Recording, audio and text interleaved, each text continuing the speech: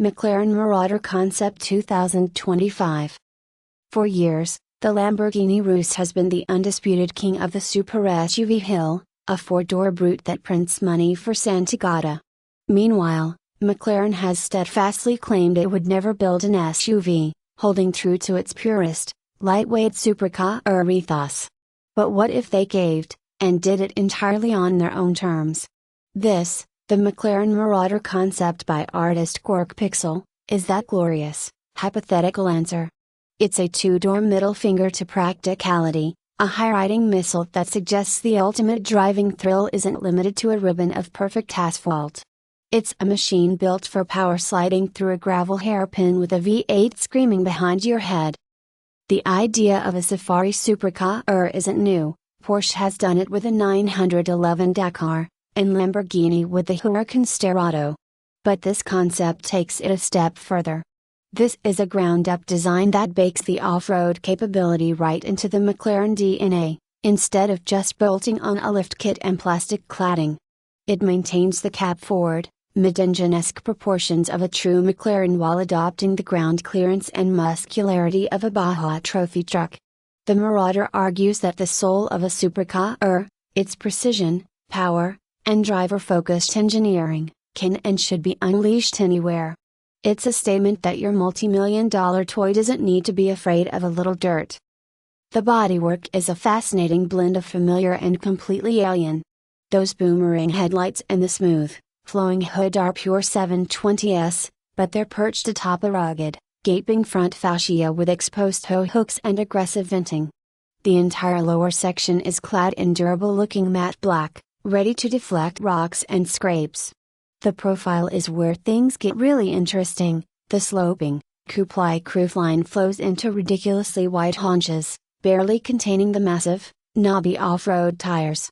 That classic McLaren side intake is present, but it's deeper and more chiseled, feeding air to what one can only assume is their ferocious 4.0-liter twin-turbo V8, probably tuned to deliver around 750 horsepower with a torque curve optimized for low-grip situations. The whole thing is capped off with a motorsport-derived wing that feels both absurd and absolutely necessary. You can see the rally raid influence in every angle. The wheels look like they were pulled straight from a Dakar competitor, with a multi-spoke design that's all about strength, not just style. They expose huge, ventilated brake discs and red calipers, a clear signal that this thing is meant to stop as violently as it accelerates. The short front and rear overhangs provide extreme approach and departure angles, a critical detail for serious off-roading that many performance SUVs conveniently ignore. Even the satin green paint feels purposeful, a color that looks good with a fine layer of dust on it.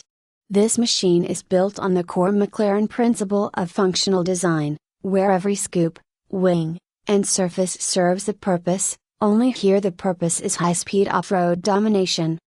Climbing inside reveals a cockpit that's pure, distilled McLaren, just with a slightly more utilitarian edge.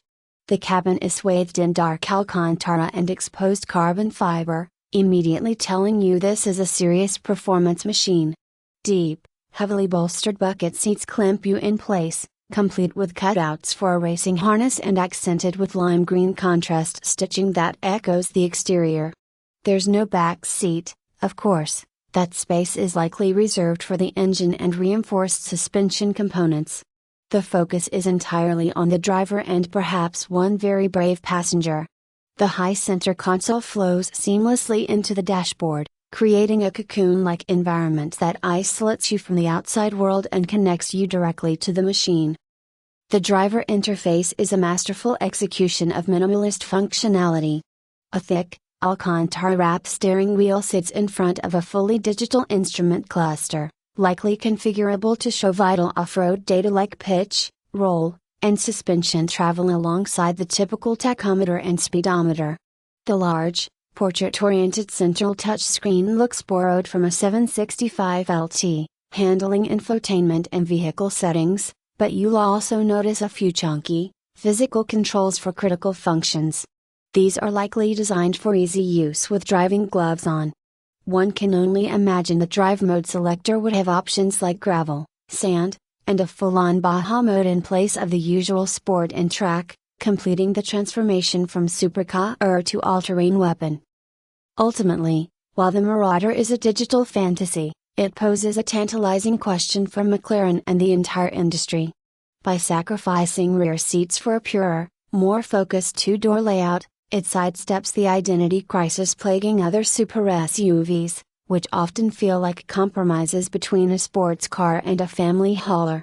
This concept is no compromise, it is an unapologetic, single-minded machine built for a very specific kind of insanity. It represents the logical evolution of the supercar, a vehicle that delivers extreme performance not just on a curated track, but anywhere the driver has the nerve to point it.